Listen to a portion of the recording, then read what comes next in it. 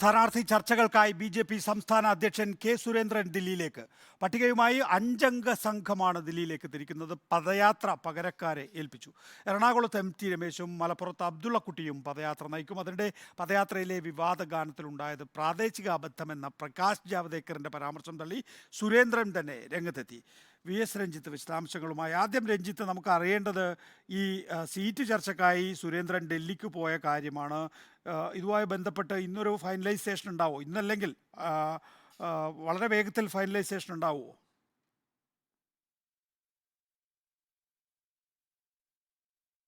നഗേഷ്, ഇതിനകത്ത് ബി.ജെ.പിയുടെ സ്ഥാനാർത്ഥി പട്ടികയിൽ നമുക്ക് അറിയേണ്ട പ്രധാനപ്പെട്ടത് ഒന്ന് തിരുവനന്തപുരവും അതുപോലെ തന്നെ കൊല്ലവും പത്തനംതിട്ടയുമാണ്. മറ്റ് ലിസ്റ്റുകളൊക്കെ ഏകദേശം ഉറപ്പായ അല്ലെങ്കിൽ സ്ഥാനാർത്ഥികൾ ചിത്രം വ്യക്തമായതാണ്. തിരുവനന്തപുരത്ത് രാജീവ് ചന്ദ്രശേഖരന്റെ പേര് പറയുമ്പോഴും തിരുവനന്തപുരത്തെ പട്ടിക കുറച്ചുകൂടി ഗ്ലാമർ ഉള്ളതാണ്. കാരണം ഒരു കേന്ദ്രമന്ത്രിയുടെ പേര്, രാജീവ് ചന്ദ്രശേഖരന്റെ പേര് ഒന്നാമതായി ഉൾപ്പെടുത്തുന്നു.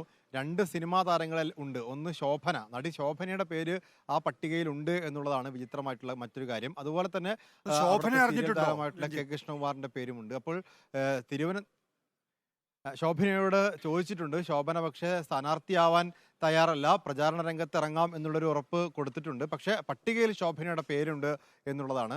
അപ്പോൾ രാജീവ് ചന്ദ്രശേഖരും ശോഭനയും കൃഷ്ണകുമാറും ഒക്കെ അടങ്ങുന്നൊരു ഗ്ലാമർ പട്ടിക തിരുവനന്തപുരത്ത് നിന്ന് ബി.ജെ.പിക്കുണ്ട്. അതുപോലെ തന്നെ പത്തനംതിട്ട മണ്ഡലത്തിൽ ഗവർണറായിട്ടുള്ള പി.എസ്. ശ്രീധരൻപിള്ളയുടെയും ശോഭാ സുരേന്ദ്രന്റെയും പി.സി. ജോർജിന്റെയും പേരുള്ള ഒരു പട്ടിക പത്തനംതിട്ടയിൽ നിന്നുണ്ട്. അപ്പോൾ ഈ രണ്ട് പട്ടികയിൽ ആര് എന്നുള്ളതാണ് ബി.ജെ.പി. സ്ഥാനാർത്ഥി പട്ടികയിൽ ഏറെ കൗതുകമുള്ളൊരു കാര്യം.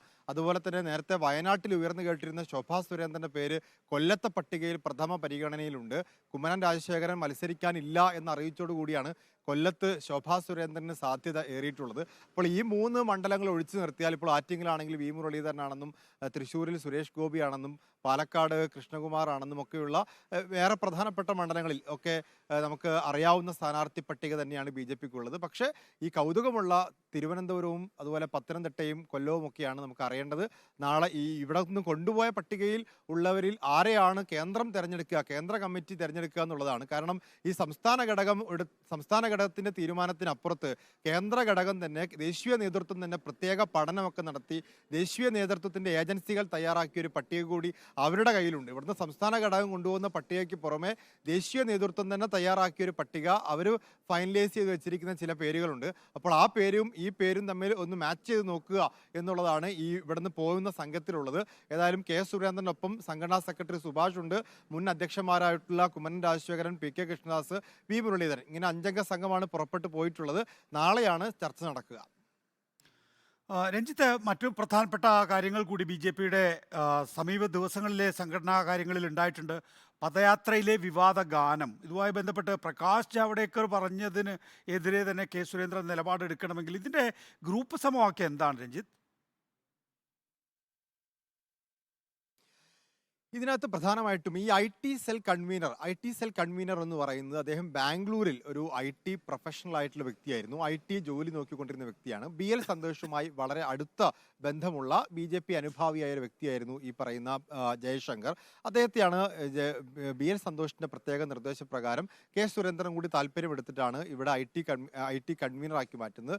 പക്ഷേ ഐ.ടി. കൺവീനറായി അദ്ദേഹം പ്രവർത്തനം തുടങ്ങിയ ശേഷം സംസ്ഥാന ബി.ജെ.പിയിൽ കെ സുരേന്ദ്ര പക്ഷത്തിന് തീരെ തൃപ്തനല്ലാത്ത ഒരു വ്യക്തിയായി ഐ.ടി. കൺവീനർ മാറുന്നു.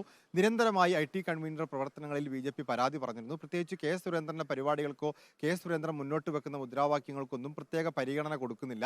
ഇവിടെ കേന്ദ്രം ഏൽപ്പിച്ചുള്ള ഒരു ഏജൻസി പറയുന്ന രീതിയിലുള്ള രാഷ്ട്രീയമായിട്ടാണ് ഇവർ മുന്നോട്ട് പോകുന്നത്. കെ സുരേന്ദ്രനോ കെ സുരേന്ദ്രന്റെ പദ്ധതികൾക്കോ പ്രചാരണം കൊടുക്കാത്തൊരു ഐ.ടി. കൺവീനർ എന്നൊരു പേര് ഇദ്ദേഹത്തിനുണ്ട്, ഈ ജയശങ്കറിനുണ്ടായിരുന്നു. അതിനിടയിലാണ് ഇപ്പോൾ ജയശങ്കറിനെതിരെ ആഞ്ഞടിക്കാൻ കിട്ടിയ ഒരു അവസരമായി ഈ പദയാത്രയ്ക്ക് ഇടയിൽ സംഭവിച്ചിട്ടുള്ള ഈ ഗാന വിവാദം ഉണ്ടായിട്ടുള്ളത്.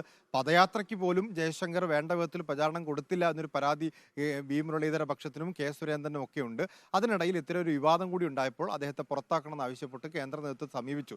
പക്ഷേ കെ സുരേന്ദ്രൻ കേന്ദ്ര നേതൃത്വത്തെ സമീപിക്കുന്ന അതേ ഘട്ടത്തിൽ പ്രകാശ് ജാവ്ദേക്കർ ഇതൊരു വലിയ തെറ്റൊന്നുമല്ല, പ്രാദേശികമായി സംഭവിച്ചൊരു അബദ്ധമാണ്, ഐ.ടി. സെൽ കൺവീനർക്ക് ഇതിൽ വലിയ പങ്കൊന്നുമില്ല എന്ന രീതിയിൽ പോസ്റ്റിട്ടു. കെ സുരേന്ദ്രനെ പാടത്തള്ളി. അങ്ങനെ ജാവേദ്കർ ഈ കെ സുരേന്ദ്രനെ തള്ളിയ ഘട്ടത്തിലാണ് ഇന്ന് ഈ ഡൽഹിക്ക് പോകുന്ന വിവരം അറിയിക്കാൻ വേണ്ടി ഫേസ്ബുക്കിൽ സുരേന്ദ്രൻ ഒരു പോസ്റ്റ് ഇടുന്നു. ആ പോസ്റ്റിൽ പറയുന്നത് തെറ്റ് തന്നെയാണ്, പിശക് തന്നെയാണ്, ആരെന്തൊക്കെ പറഞ്ഞാലും പിശകാണ് എന്നുള്ള രീതിയിൽ തന്റെ വാദത്തിൽ ഉറച്ചു നിൽക്കുന്നു എന്നുള്ളത് തന്നെയാണ് കെ സുരേന്ദ്രൻ ഇന്നത്തെ ഫേസ്ബുക്ക് പോസ്റ്റിൽ നമുക്ക് മനസ്സിലാക്കാൻ സാധിക്കും. ഓക്കെ, വി എസ് രഞ്ജിത്താണ് വിശദാംശങ്ങൾ നൽകുന്നത്.